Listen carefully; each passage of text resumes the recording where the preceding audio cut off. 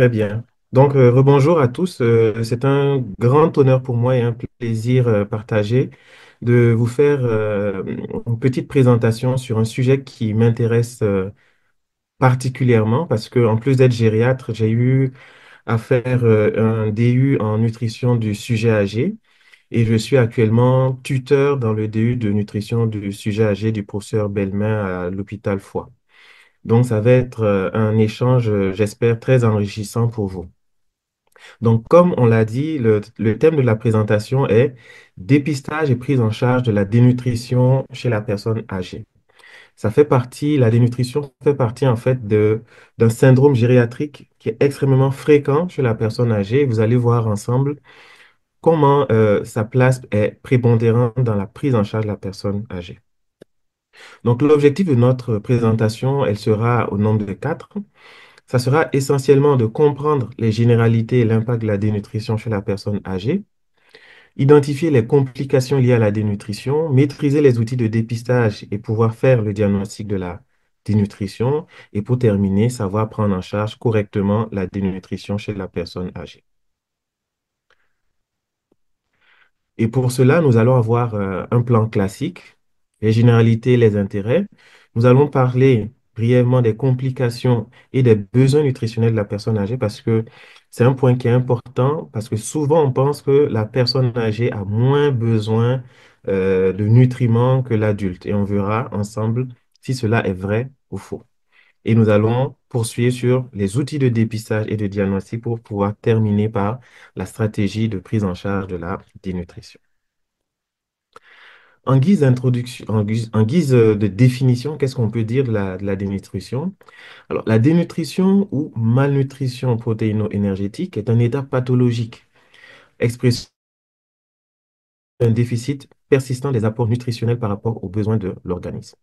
Ce déséquilibre entre apports et besoins entraîne des pertes tissulaires, notamment musculaires, qui ont des conséquences fonctionnelles délétères. Donc, voici ce qu'on peut dire sur la définition acceptée pour la dénutrition. Nous allons aborder maintenant quelques points sur... Le premier intérêt est d'abord épidémiologique. La dénutrition est un syndrome gériatrique extrêmement fréquent. Voici ici quelques prévalences que nous avons.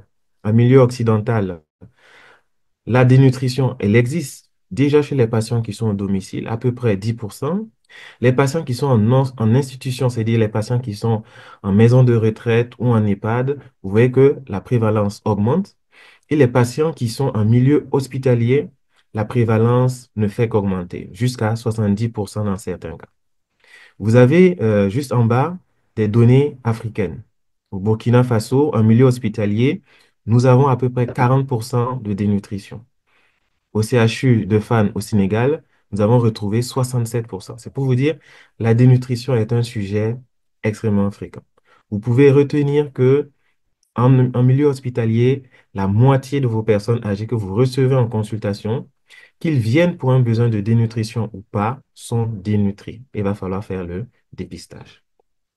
L'intérêt aussi diagnostic. On va le voir ensemble, c'est extrêmement facile, vous allez le voir. Pas besoin de prise de sang pour poser le diagnostic de dénutrition. Malheureusement, l'intérêt aussi pronostic. Le pronostic de la dénutrition est malheureusement sévère chez la personne âgée. Et vous voyez que le décès est multiplié par 2, voire 4 en cas de malnutrition chez la personne âgée. Donc, c'est une véritable urgence à prendre en charge chez la personne âgée lorsque l'on veut faire une prise en charge optimale. Et là, nous présentons les différents facteurs de risque de la dénutrition. Vous voyez qu'il s'agit essentiellement de 9 grands groupes dans lesquels vous avez là des forts risques de dénutrition. Et vous allez voir que ce sont des situations qui existent chez presque toutes nos personnes âgées. Le contexte socio-environnemental joue sur la dénutrition. L'isolement, le deuil, la maltraitance entraînent de la dénutrition. Toutes les affections aiguës ou chroniques que nous avons l'habitude de prendre en charge vont impacter sur l'état nutritionnel du patient. Donc, toute personne qui vient pour pneumopathie, infection, qui est hospitalisée, va avoir une dénutrition qui sera aggravée. Les thérapeutiques que nous mettons en place, à savoir le traitement médicamenteux, aggravent la dénutrition par justement le fait qu'elle entraîne une anorexie. C'est ça qui va aggraver la dénutrition. On a également aussi les troubles bucco-dentaires. Et là, je fais une petite pause pour sensibiliser les soignants à regarder systématiquement la bouche de toutes les personnes âgées. Souvent, lorsqu'on demande à la personne d'ouvrir la bouche, c'est juste regarder l'état de la langue, rechercher une candidose ou voir si la personne est anémique. Mais chez la personne âgée, il faut aller beaucoup plus loin. Il faut rechercher les troubles de la mastication, le mauvais état bucco-dentaire, la sécheresse de la bouche, la présence d'infections, de mycoses, de caries, de gingivorragie, etc., vont empiéter de manière importante sur la prise alimentaire. Donc, vraiment, très faire attention sur les troubles bucco-dentaires. Ensuite, les régimes. J'ai pour habitude de dire qu'en gériatrie, il n'y a pas de régime. Quelle que soit la pathologie, il faut enlever les régimes et plutôt proposer une alimentation équilibrée. Parce que les régimes ont toujours tendance à entraîner de la dénutrition. Les autres pathologies, notamment les troubles cognitifs, comme nous avons vu lors de la précédente formation, ils vont entraîner une aggravation ou une incidence élevée de la dénutrition du fait tout simplement que la personne oublie qu'il faut manger. Les troubles de la déglutition aussi sont importants. Une personne qui a fait un AVC compliqué de troubles de la déglutition va diminuer ses apports nutritionnels et bien sûr tomber en dénutrition. Les autres états de dépendance, on va le voir, c'est important à prendre en charge, vont aggraver la dénutrition chez la personne âgée. Et bien sûr, tous les troubles psychiatriques peuvent aggraver ou mettre en place une dénutrition. Donc, voici rassembler les principaux facteurs de risque de dénutrition qu'il faut toujours avoir en tête lorsqu'on a en face de nous une personne âgée qui est probablement dénutrie. Un petit mot sur la complication de la dénutrition. Si on insiste sur la prise en charge de la dénutrition, c'est que les complications sont sévères. La première complication que nous allons voir, c'est effectivement la sarcopénie. La sarcopénie, c'est la fonte musculaire. Et la personne âgée qui est dénutrie va puiser en fait son énergie dans ses réserves. Et les réserves, ce sont les muscles. Quand on n'a plus de muscles, on va voir que on s'étend tout doucement vers le décès. Après la sarcopénie, vous allez avoir bien sûr une perte osseuse qui va progressivement orienter vers une ostéoporose.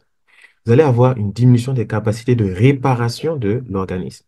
Et lorsque vous avez des escarres, c'est la cascade et vous avez l'impossibilité de guérir. Et un élément aussi très important, c'est l'immunodépression. Lorsqu'on est dénutri, nos capacités à pouvoir lutter contre les infections se trouvent amoindries. Nos globules blancs sont eux-mêmes dénutris, si on peut le dire ainsi, et la personne âgée est à la merci de la moindre infection. Voici ici une image qui peut résumer un peu la cascade qui va se mettre en place lorsqu'une personne est dénutrie. C'est ce qui a fait dire au docteur Monique Ferré en 1992 parler de la spirale de la dénutrition. Lorsqu'une personne est dénutrie et que rien n'est fait, nous allons avoir comme première conséquence une hypoalbuminémie.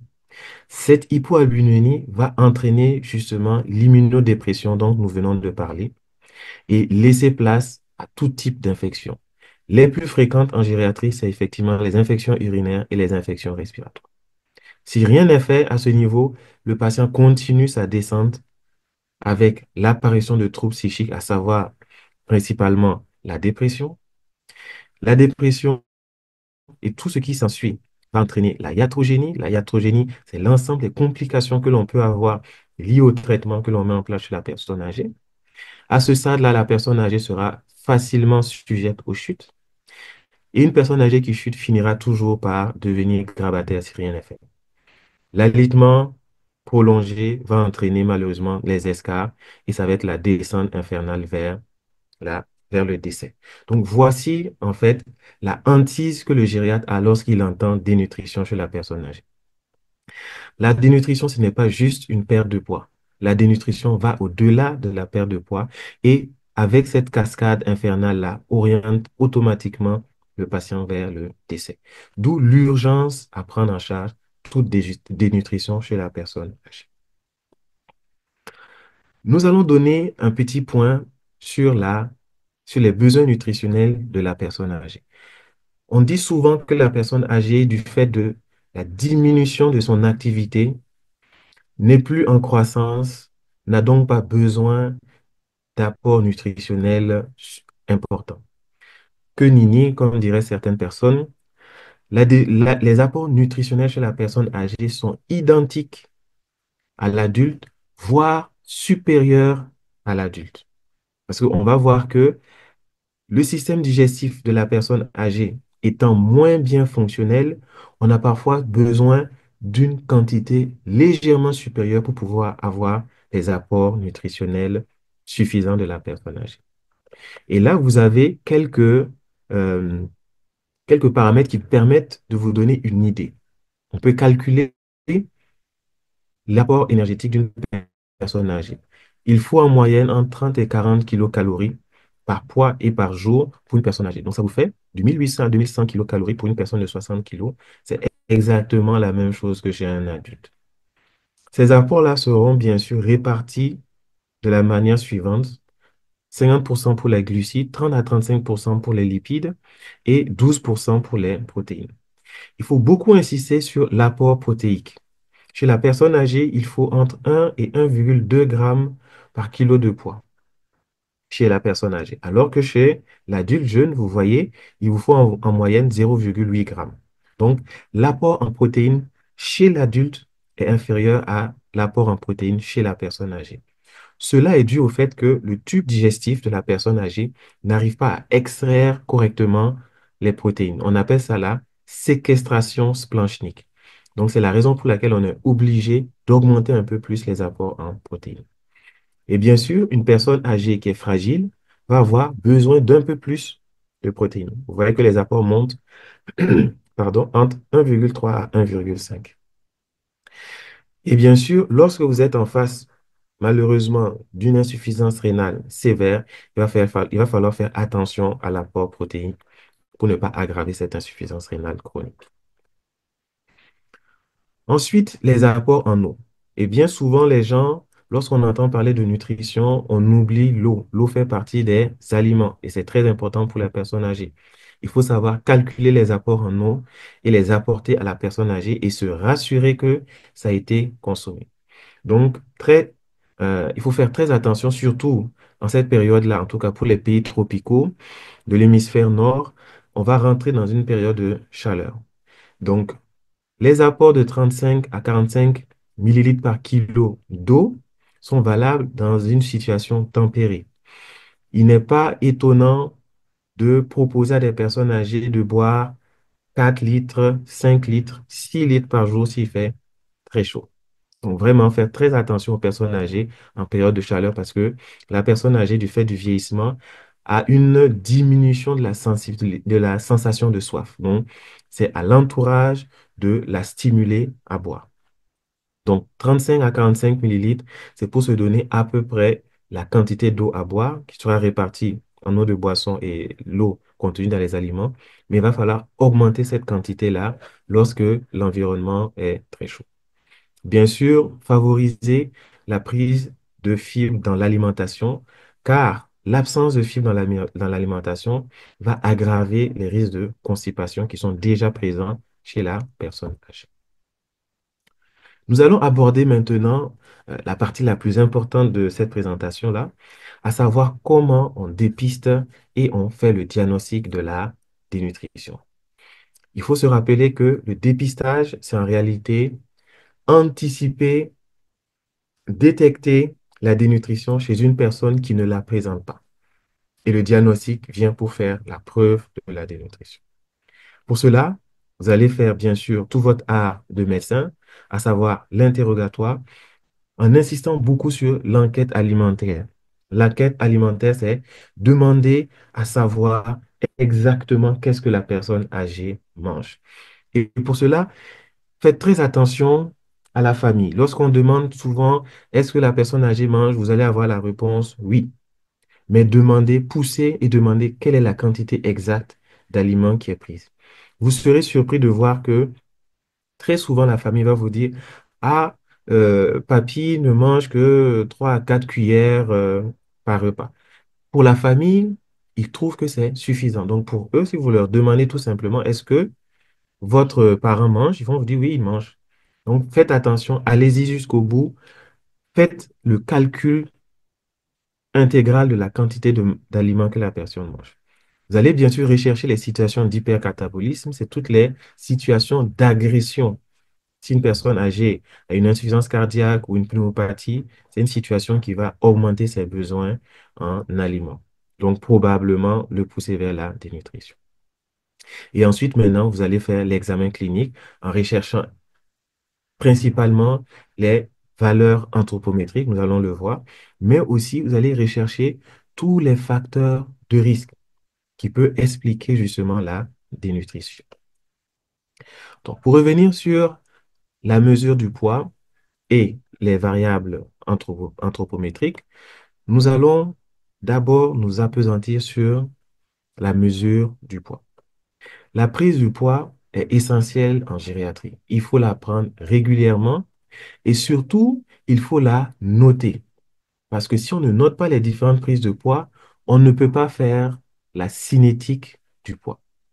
Parce que c'est en faisant la cinétique du poids que l'on sait si le patient est en train de prendre du poids ou si le patient est en train de perdre du poids. Ça fait partie des critères de diagnostic, on va le voir plus tard. Il faut faire aussi attention, lorsque vous prenez le poids de la personne âgée, vérifiez aussi cette personne ne souffre pas d'obésité. Parce que paradoxalement, on peut être obèse et dénutri. C'est ce qu'on va appeler l'obésité sarcopénique. La personne a beaucoup de gras, mais les muscles ont fondu et ça revient toujours à une dénutrition. Et ces patients-là, malheureusement, bénéficient de moins d'attention du personnel soignant parce qu'on trouve que une personne obèse, normalement, ne devrait pas être dénutrie. Mais malheureusement, nous avons l'obésité sarcopénique qui vient aggraver la situation de ces personnes. Aussi faire attention aux situations d'inflation hydrique. Une personne qui a des œdèmes liés à une insuffisance cardiaque ou une insuffisance rénale, ne considérez pas son poids comme un poids normal. D'accord? Il va falloir retrouver le poids de base pour pouvoir calculer et voir si la personne est déshydratée ou si la personne est dénutrie ou pas. Donc, ça, c'est la prise de poids. Et en gériatrie, nous avons plusieurs outils de prise de poids. On pourrait demander pourquoi. Et en réalité, c'est que les personnes âgées sont parfois dans l'incapacité de se mettre debout pour se mettre sur la balance. Dans ce cas-là, vous avez par exemple la chaise pèse personne. Donc la personne s'assoit et on prend automatiquement son poids. Vous avez un autre système un peu plus compliqué où on peut peser la personne et son fauteuil. Parfois même, le brancard peut être pesé. Ici, on vous présente d'autres outils qui permettent en fait de soulever le malade. Vous imaginez bien que si la personne doit être soulevée par le personnel soignant, il peut arriver parfois des blessures. Donc, vous avez des outils qui permettent de soulever la personne et automatiquement prendre le poids. Donc, voici quelques outils, quelques appareils qui sont utilisés fréquemment en gériatrie, rien que pour prendre le poids. Donc, ça montre tout l'intérêt que l'on a dans la prise du poids. On va être amené souvent à calculer l'IMC. L'IMC fait partie du diagnostic de la dénutrition. Et lorsqu'on doit prendre la taille d'une personne qui est en incapacité de se mettre debout, souvent on pourrait se dire que c'est impossible. Mais en gériatrie, comme je le dis toujours, nous avons des formules et des échelles pour presque tout. Et là, vous avez la formule de Shumlea qui permet, rien qu'en prenant la mesure de la jambe, de pouvoir calculer et extrapoler la taille de la personne et pouvoir calculer, in fine, l'IMC. Bien sûr, après avoir pris la taille, je vous avais dit qu'il faudrait faire très attention, avoir une attention particulière sur les ingestes. Il faut savoir exactement quelles sont les quantités qui sont prises, la quantité, les horaires et la qualité des repas. Et là, vous pouvez avoir un exemple hein, de grille de suivi de la prise alimentaire. Vous avez sur la première colonne les différents types d'aliments qui sont pris. Vous avez ici sur cette ligne-là la quantité qui est prise. Est-ce que le plat est complètement consommé, à moitié consommé, pas du tout consommé? Ça permet de pouvoir savoir si la personne s'alimente correctement. Et c'est très important et je vous invite de l'utiliser dans vos services.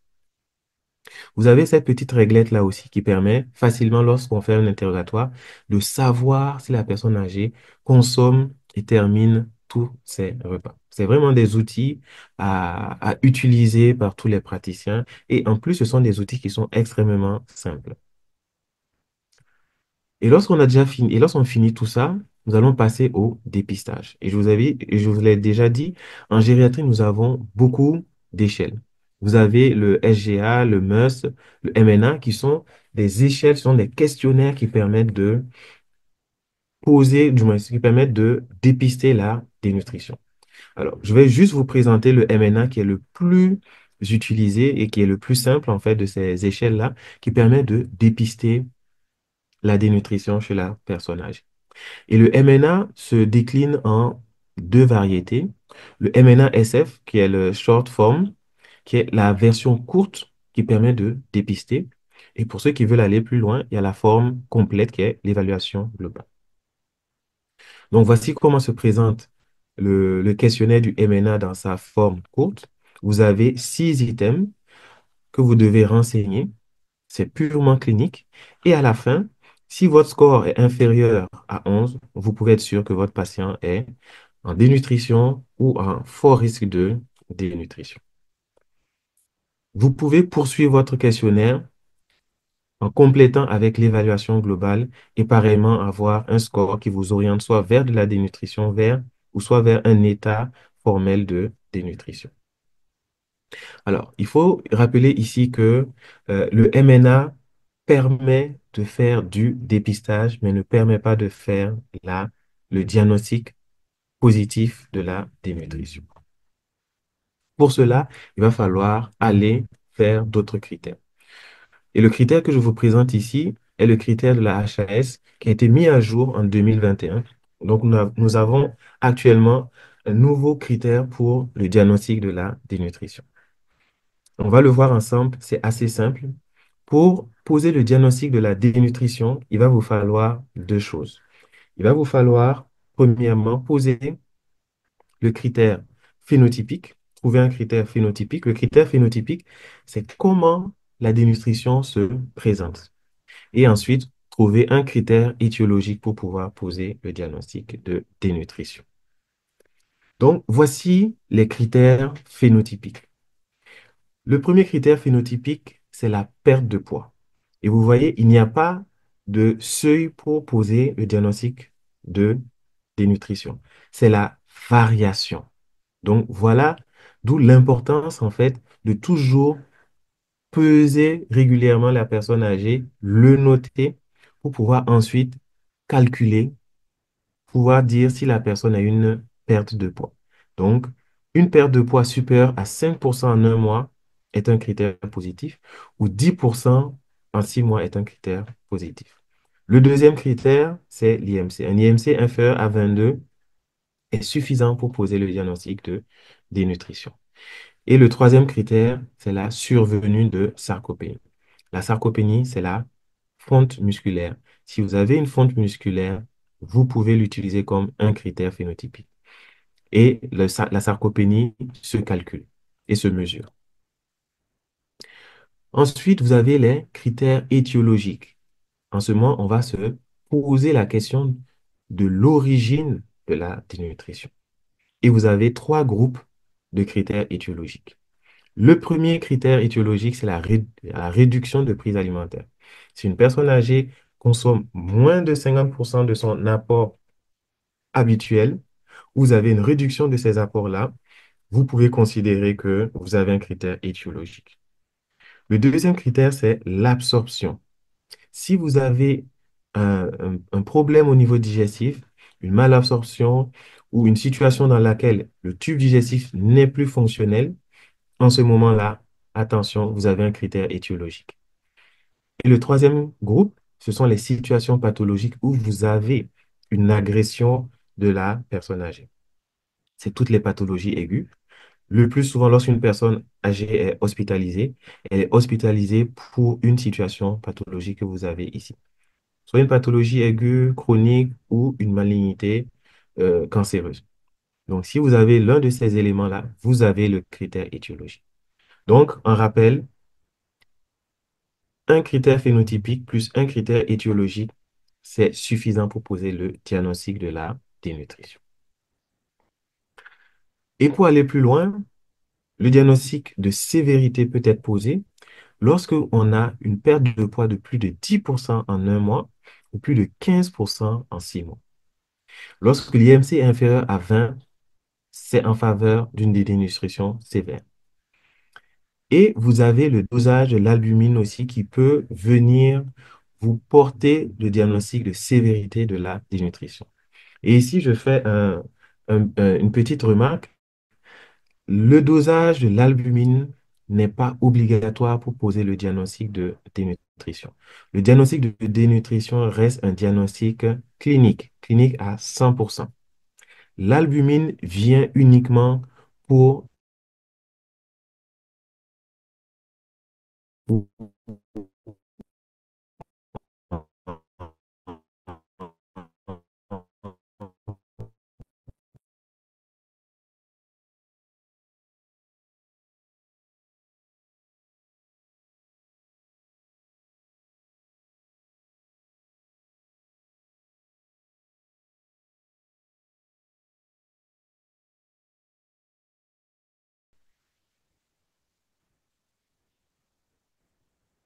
donc on fait d'abord toujours le dépistage, puis ensuite nous allons rechercher les facteurs de risque qui peuvent entraîner la dénutrition. On l'avait vu en début, c'est essentiellement 9 catégories de situations dans lesquelles la personne âgée peut être favorablement orientée vers une dénutrition. Il faut les rechercher et les traiter.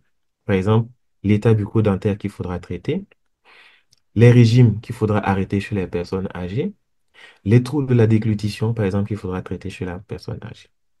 Ensuite, il faudra s'assurer que la personne âgée consomme en quantité et en qualité des aliments.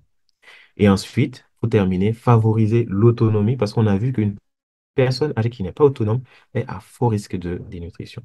Et quand on réussit à faire toutes ces 4 étapes-là, on arrive à prévenir la dénutrition dans la plupart des cas.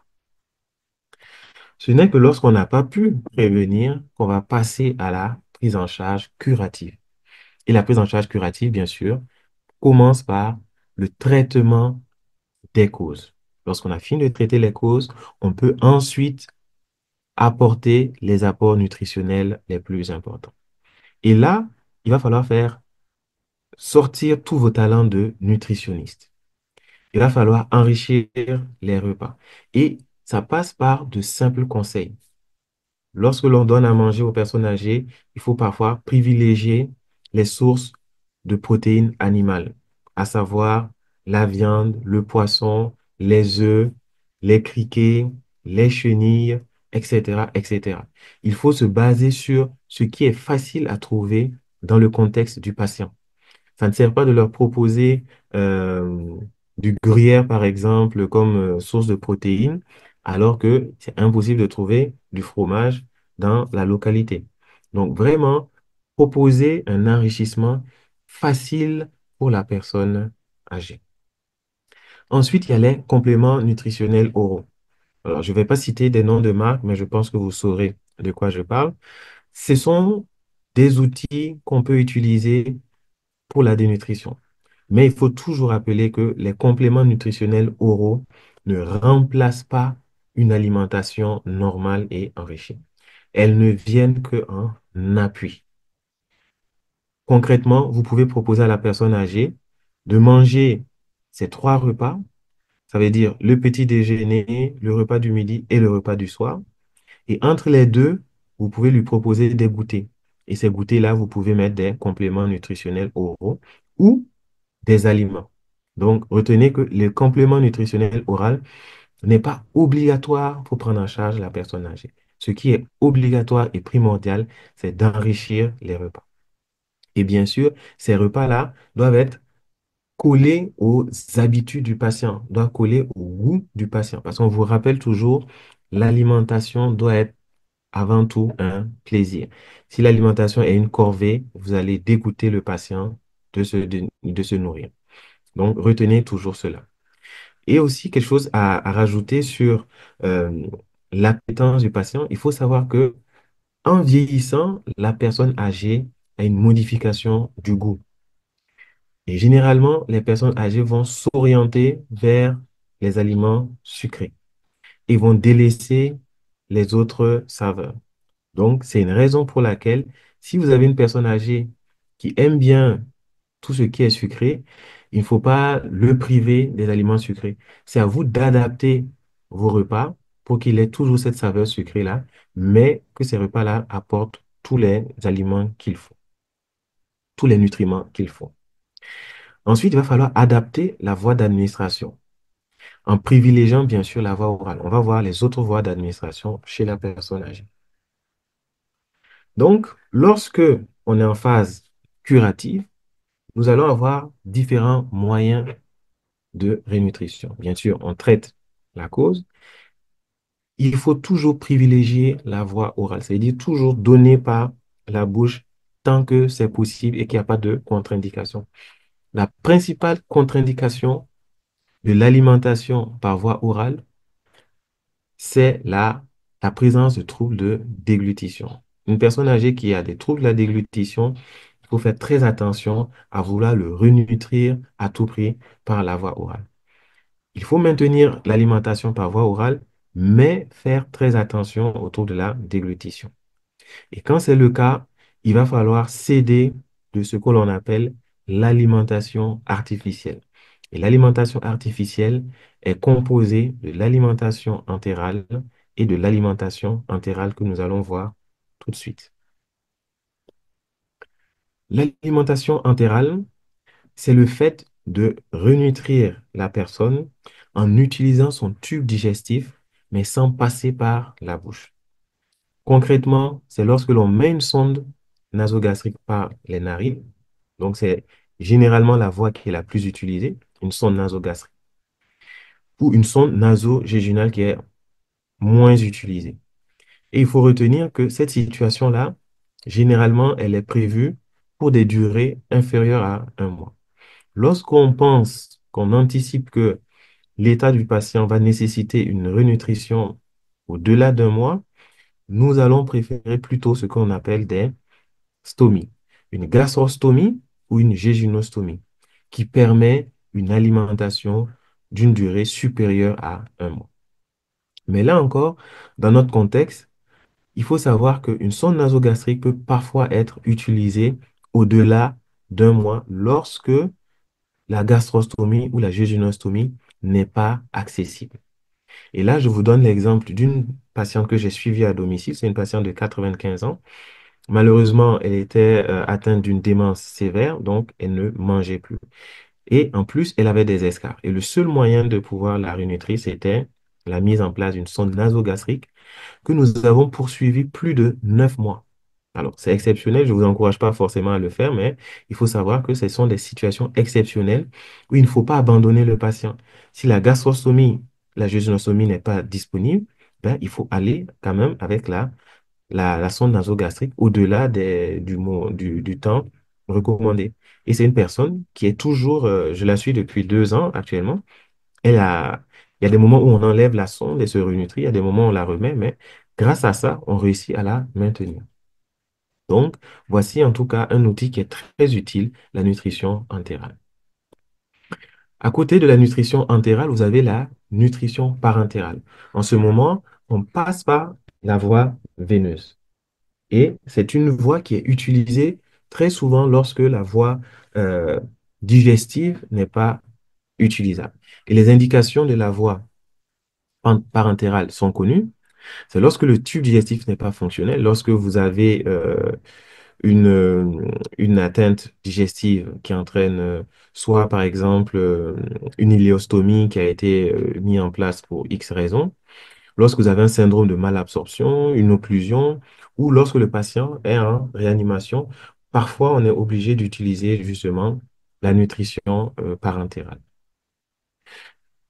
Un petit mot sur la nutrition parentérale également, c'est que généralement, lorsqu'on est obligé de la mettre en place, il y a un moment où il faut avoir une réflexion éthique pour savoir jusqu'où on va aller. Parce que faire une nutrition parentérale, ce n'est pas anodin, ça peut entraîner une septicémie, ça peut entraîner plusieurs complications.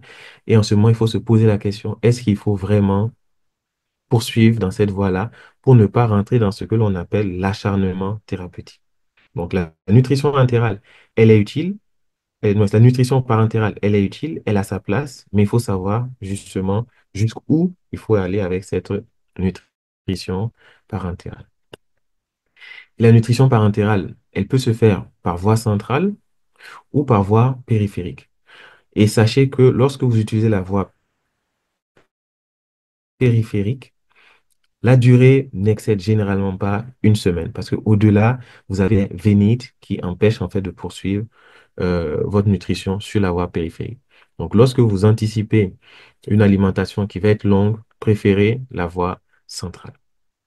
Vous avez aussi parfois des perfusions sous-cutanées, mais elles sont utilisées uniquement lorsque on veut réhydrater le patient. Donc, une personne âgée qui vient rien que pour déshydratation, vous pouvez faire une perfusion sous-cutanée de soluté pour réhydrater la personne âgée. Et avant de terminer, un petit mot sur le syndrome de rénutrition inappropriée.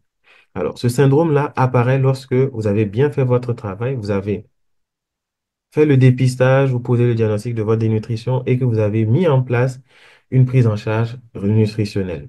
Lorsque vous le faites, il faudra avoir en tête la possibilité de la survenue d'un syndrome de renutrition inappropriée. Et pour l'éviter, justement, puisque vous savez qu'il va probablement arriver, lorsque vous devez faire une renutrition, il faut le faire de manière progressive, en respectant ces trois phases-là. Première phase, dans les 24 à 36 heures, une alimentation qui est plus riche en calories, en glucose. Au-delà de ce stade-là, vous allez maintenant avoir une alimentation qui est plutôt équilibrée, glucido-lipidique avec un début d'apport protéique. Et lorsque vous avez passé ce stade-là et qu'il n'y a pas de problème, vous pouvez avoir une alimentation complète, équilibrée, avec tout l'enrichissement que vous pouvez faire.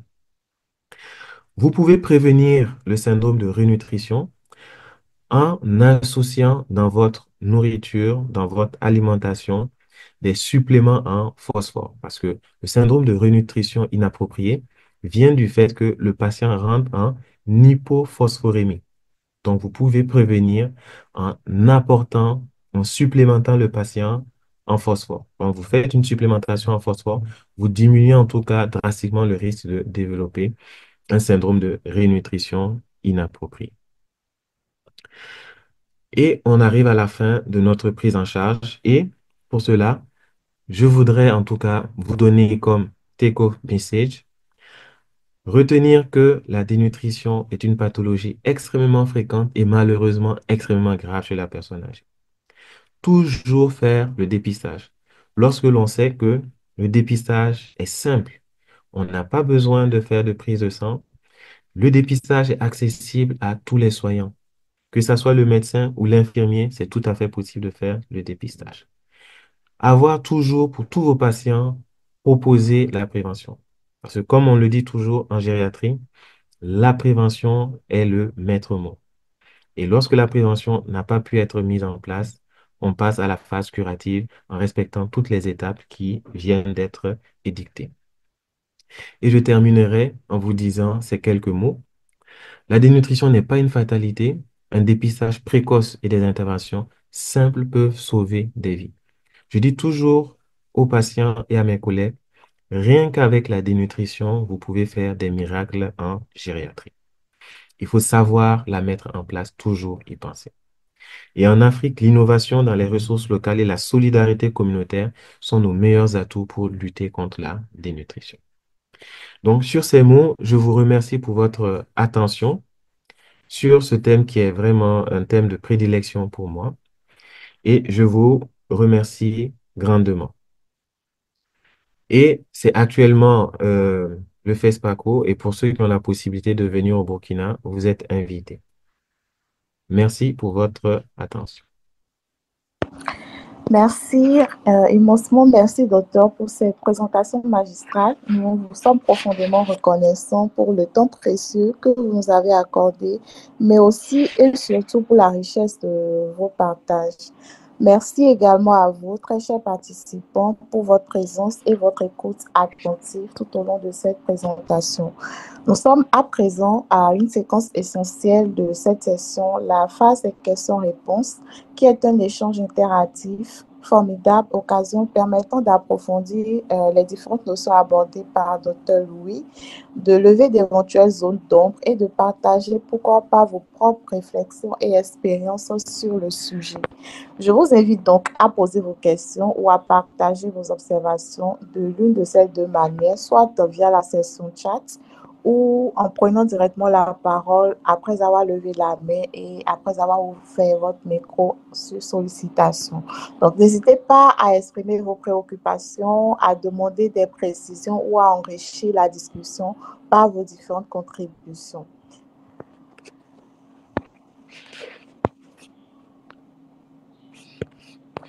Alors, je vois toujours pas de main levée. Vous avez aussi la possibilité. Alors, je vois une question dans le chat. On va y aller très rapidement. Quelle est la place du dosage de préalbumine dans le diagnostic de la dénutrition? Merci. La question nous vient de Dr. Assel Sobzé. J'espère que je prononce bien. Dr. Louis, si vous êtes là, vous pouvez. Oui. OK, merci pour la question. Alors, comme je l'ai dit, la préalbumine et l'albumine étaient anciennement utilisés pour poser le diagnostic de la dénutrition. Ça date de 2007. On les utilisait pour poser le diagnostic de la dénutrition. Maintenant, depuis 2021, après la relecture des recommandations de prise en charge, de diagnostic et de prise en charge de la dénutrition, la préalbumine et l'albumine ne sont plus utilisés pour poser le diagnostic. Et comme j'ai dit, on les utilise encore pour le, la sévérité de la dénutrition. Donc, ils ne rentrent plus en compte pour le diagnostic de la dénutrition chez la personne âgée.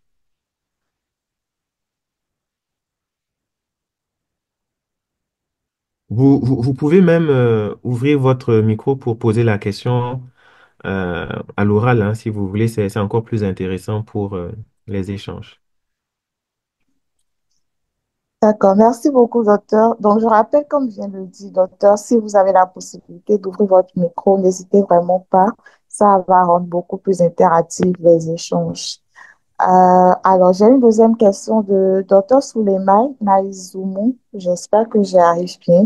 Bonsoir, nous souhaitons une utilisation pratique de MNA pour la personne âgée. Quelle est la portion de Saint-Louis? Alors, je ne sais pas si la question est compréhensible pour Dr. Louis, mais Oui, si tout à fait. C'est pas très clair. Est-ce que vous pouvez prendre la parole pour poser clairement votre question? voilà, docteur Souleymane, s'il vous plaît, si vous êtes en mesure de parler, ouvrez votre micro et explicitez davantage votre question. Merci. D'accord. Bonsoir, docteur. Bonsoir, l'assistance, Bonjour, euh, docteur. pour la présentation ainsi que des informations partagées. C'était très enrichissant.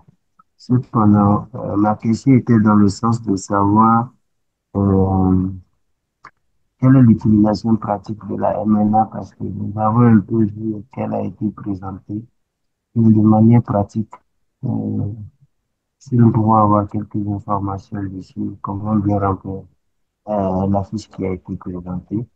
Et maintenant, par rapport à l'adulte, c'est-à-dire la personne âgée, et on aimerait savoir, quand nous avons la candidose oropharyngée, quelle est la place de la position de Saint-Louis, la position de Saint-Louis, ou bien quelle est la meilleure conduite à tenir en cas de candidose oropharyngée chez la personne âgée.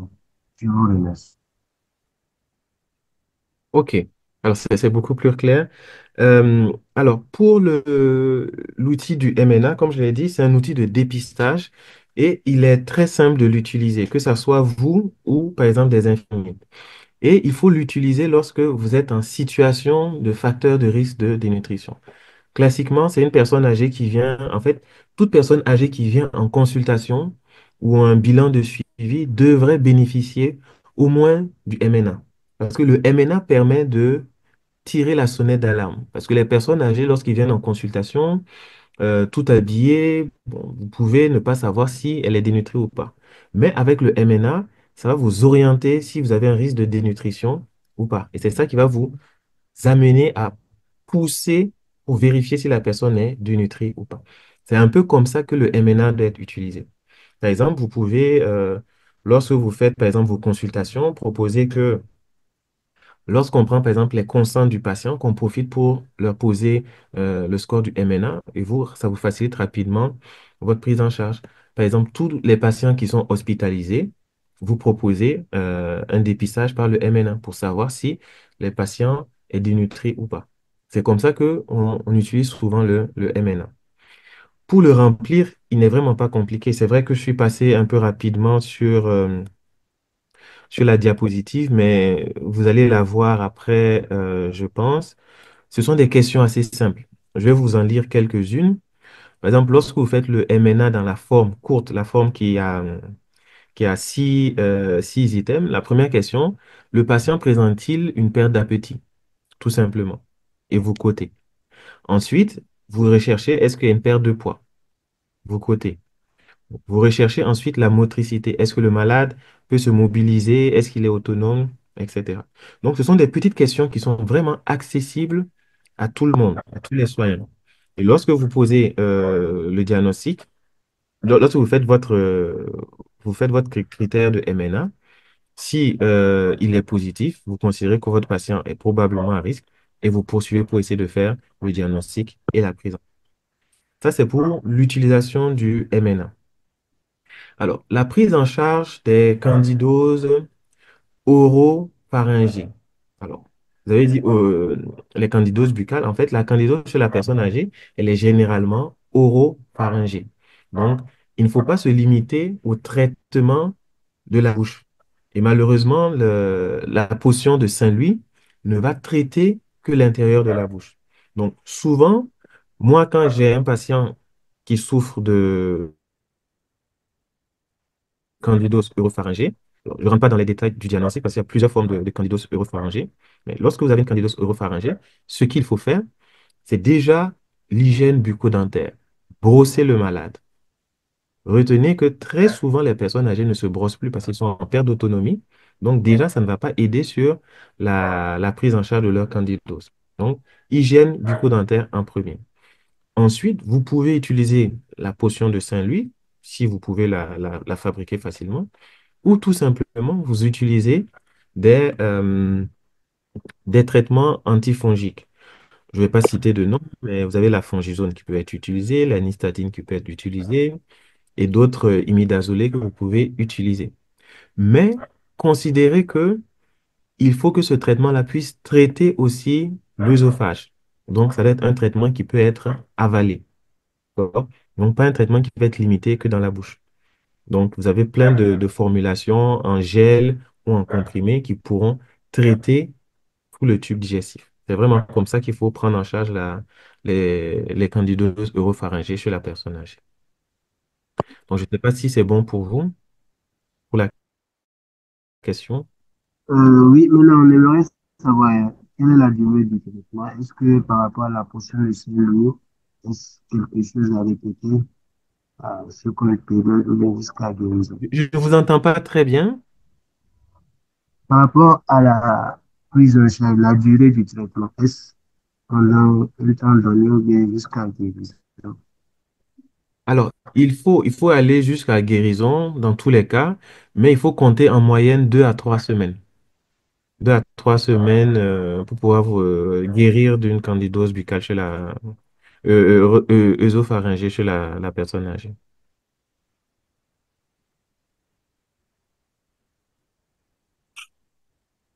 C'est bon, Ça, docteur? Anne? Ok, donc il dit merci dans le chat. Merci beaucoup, docteur Louis. Je vais prendre rapidement une main levée. Monsieur ou madame ou docteur Nana, vous pouvez ouvrir votre micro et poser directement votre question. Ok, bonjour et merci beaucoup à docteur pour la présentation. Voilà, ma question, elle était un peu relative aux vieilles personnes qui sont diabétiques là maintenant. Et le docteur a eu à citer quelques critères de diagnostic. Maintenant, il ne sait pas, est-ce que ces critères-là, ils s'appliquent aux patients diabétiques aussi? Puisque bon, la plupart des patients diabétiques, bon, surtout les vieilles personnes là, bon, ils ont atteint quand même un stade de dénutrition, hein, vu que voilà, le régime alimentaire n'est pas le même que voilà, pour les autres personnes là. Je ne sais pas si c'est les mêmes critères là s'appliquent à eux aussi. Merci.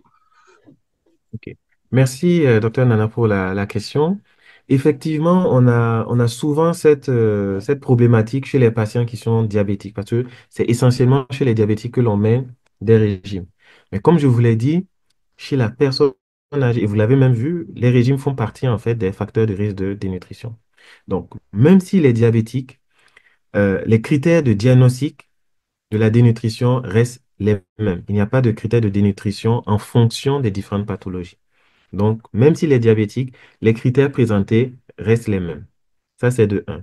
De 2, il faut éviter les régimes diabétiques chez les personnes âgées parce que ça va aggraver encore la dénutrition.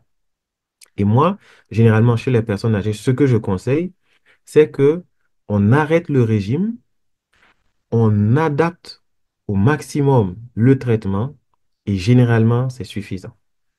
Ça veut dire quoi? On ne va plus compter le nombre de cuillères de riz ou de pain qu'il faut donner à la personne âgée. On ne va pas le limiter sur la prise de sucre dans la bouillie ou bien de jus de fruits. Il faut juste leur dire de ne pas abuser. Une personne âgée qui prend des boissons sucrées 2-3 litres par jour, non, là, on ne va pas accepter. Mais une personne âgée qui prend des jus de fruits pressés naturellement, qui boit sa bouillie, qui boit du yaourt, tout sucré, il n'y a aucun problème. Je dis toujours, c'est au médecin de réajuster le traitement pour stabiliser le diabète. Mais en aucun cas, entraîner une privation chez la personne âgée parce que dans tous les cas, vous allez aggraver la dénutrition. Voilà. Donc, je ne sais pas si j'ai répondu à la question ou si vous voulez rebondir sur autre chose, docteur Nana. Ok, non, c'est bon. Merci beaucoup, docteur. Merci.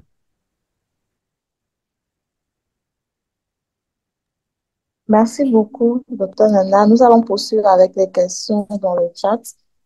Alors, il y a la prochaine question après la première question du chat qui demandait, pouvez-vous revenir, s'il vous plaît, sur les éléments qui caractérisent le syndrome de dénutrition inappropriée, de renutrition inappropriée, docteur Assel? OK, merci beaucoup pour la question. En réalité, pardon, le syndrome de renutrition inappropriée, c'est vraiment la hantise lorsqu'on reprend une personne qui est dénutrie. Et la base, en fait, de ce syndrome-là vient du fait que lorsqu'une personne est dénutrie de manière chronique, son système métabolique de l'énergie va s'adapter à cette carence. Et elle va s'adapter en fabriquant très peu d'ATP. On sait que l'ATP, c'est la molécule qui est la base, en fait, de l'énergie. Elle va s'adapter en fabriquant peu d'ATP. Malheureusement, lorsque vous allez commencer à renutrir la personne âgée, dans cette situation-là, si vous apportez trop de nutriments, elle va, le système métabolique va essayer, et c'est essentiellement au niveau des mitochondries, de métaboliser tout le glucose que vous allez lui donner. Et en métabolisant tout le glucose que vous allez lui donner, qu'est-ce qu'elle va faire? Elle va commencer par fabriquer de l'ATP en très grande quantité. Sauf que pour fabriquer de l'ATP, il faut du phosphore. Donc, l'organisme, du moins la cellule, va puiser le phosphore partout où il y en a et va entraîner une hypophosphorémie. Et c'est les conséquences cliniques de l'hypophosphorémie qui va donner le syndrome de rénutrition inappropriée. Ça va se manifester essentiellement par de la convulsion, de la confusion. Ça peut s'aggraver par des convulsions. Ça va se manifester essentiellement par des manifestations cardiovasculaires, donc hypotension, voire choc. Donc, vous voyez que ça, c'est extrêmement grave. Ça peut entraîner le pronostic vital chez la personne âgée. Donc, c'est la raison pour laquelle, lorsque vous avez une personne qui est très dénutrie et que vous devez commencer la renutrition, il faut le faire progressivement, en respectant les trois étapes que j'ai présentées.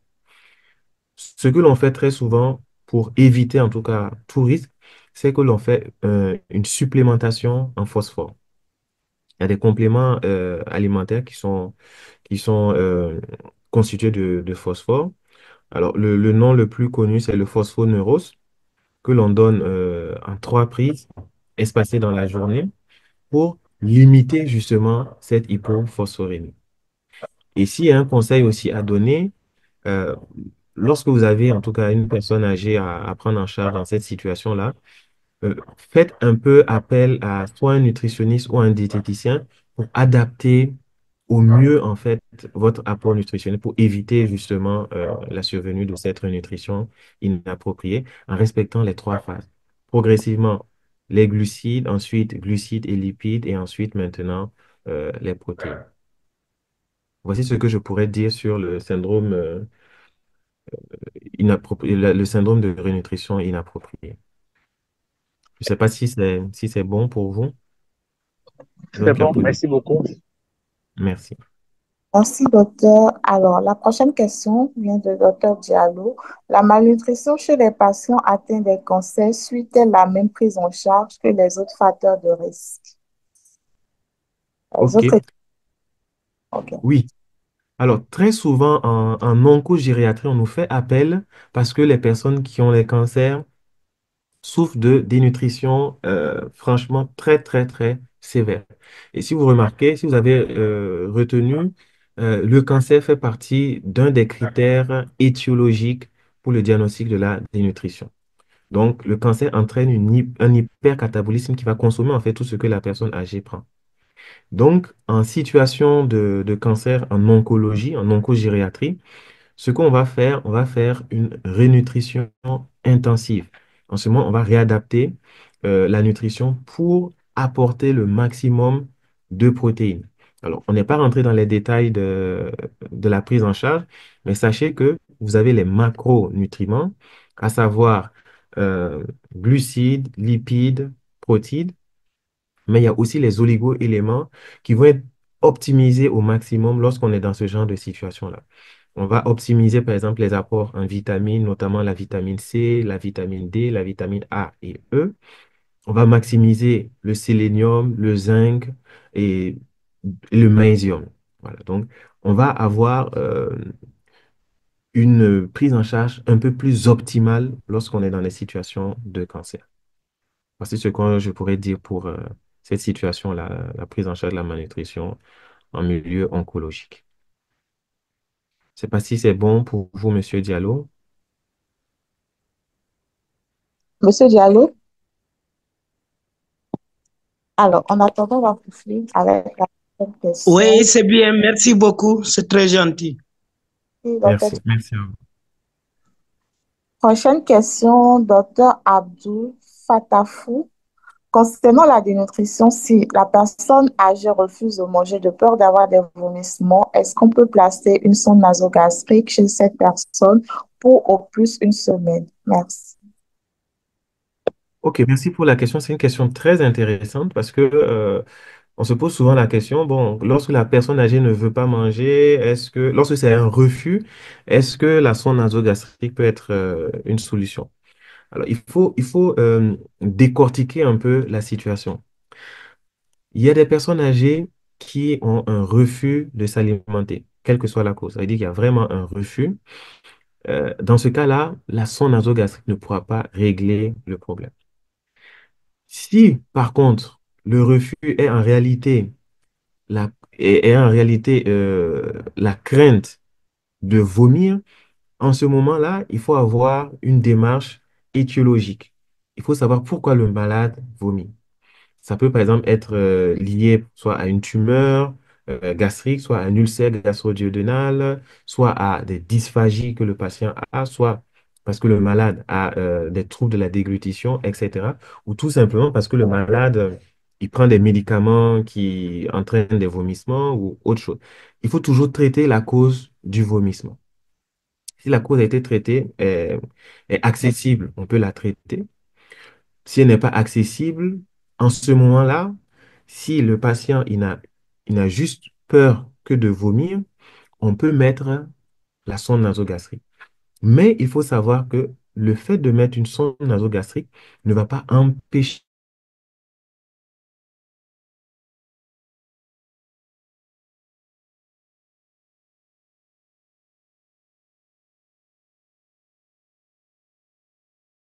savoir la maîtriser. Euh, c'est un outil qui aide beaucoup dans la prise en charge, mais qui ne, comment dire, il ne fait pas tout. D'accord? La sonde nasogastrique permettra d'apporter les aliments, mais s'il y a une cause sous-jacente qui entraîne les vomissements, malgré la sonde nasogastrique, vous allez avoir des vomissements. Donc, voici un peu ce que je pourrais dire dans ce genre de situations qui, malheureusement, sont très fréquentes. Merci beaucoup, docteur. Espérons que docteur Abdul ait eu satisfaction à sa préoccupation. Nous allons poursuivre avec une prochaine question. Comment évaluer l'efficacité de la prise en charge nutritionnelle? Le docteur Abdul Nasser Yahaya. Pour la question, c'est une très bonne question d'ailleurs. Euh, la surveillance, effectivement, c'est vrai que je n'avais pas abordé ce chapitre-là sur la surveillance de votre prise en charge. Le meilleur moyen d'évaluer votre traitement, ça va être sur le poids. C'est pour cela qu'il faut toujours peser les patients. Il faut peser les patients de manière quotidienne. Et lorsque vous, lorsque vous mettez en place un programme de renutrition, il faut avoir des objectifs. Donc, la première des choses, c'est d'atteindre la stabilité du poids. C'est-à-dire que le patient que vous avez, au bout de 1 semaine, 2 semaines, il n'y a pas de perte de poids. Et ensuite, maintenant, vous allez devoir vous poser votre objectif de poids. Parce que l'élément central de votre prise en charge, ça va être la reprise en fait de poids et la reprise de masse musculaire. Donc, vous allez surveiller le poids et ensuite vous allez calculer le poids idéal. Et le poids idéal, il est assez simple à calculer.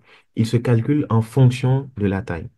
Vous devez, en fait, si vous voulez, vous devez viser un IMC aux alentours de 22, 23. Donc, en fonction de la taille, vous pouvez recalculer le poids idéal du patient. Et c'est comme ça que vous savez si votre objectif pour cette renutrition est de 3 kilos, 8 kilos, etc. Et aussi, votre question me permet de rajouter un élément, c'est qu'il faut favoriser l'activité physique. C'est en favorisant l'activité physique que l'organisme peut fabriquer du muscle. Donc, renutrition en apportant des aliments riches, mais aussi favoriser l'activité physique en fonction, bien sûr, des capacités du patient. S'il est complètement alité, ça ne va pas être possible, mais s'il est en convalescence, il faudra proposer une activité physique pour pouvoir stimuler la fabrication de muscles. Parce que vous avez vu, que dans la dénutrition, l'élément ou bien la conséquence principale, c'est la sarcopénie. Donc, il faut tout faire pour corriger cette sarcopénie-là, qui sera la preuve que votre traitement a été efficace. Donc, c'était une très bonne question et voici comment il faudrait justement évaluer notre efficacité.